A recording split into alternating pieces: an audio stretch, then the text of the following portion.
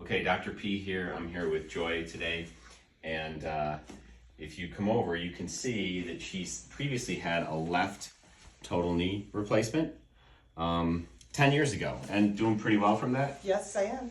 So you're about a year out from knee repair, not knee replacement, on the right knee. Right. And you underwent that, and how are you currently doing? It's 100% better than what it was. That's awesome. And what was the difference between having a knee replacement versus The recovery. Tell us about that. It was less painful, and the recovery is much quicker. Gotcha. Now, before you had the knee repair, not knee replacement on the right knee, what was your life like? What was going on?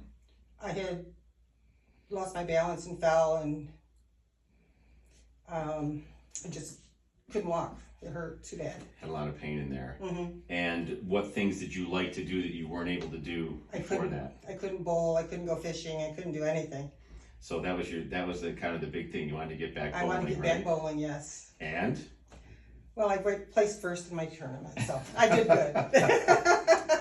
So first place, you won some money. That's awesome. I did. And how about fishing? You've been fishing?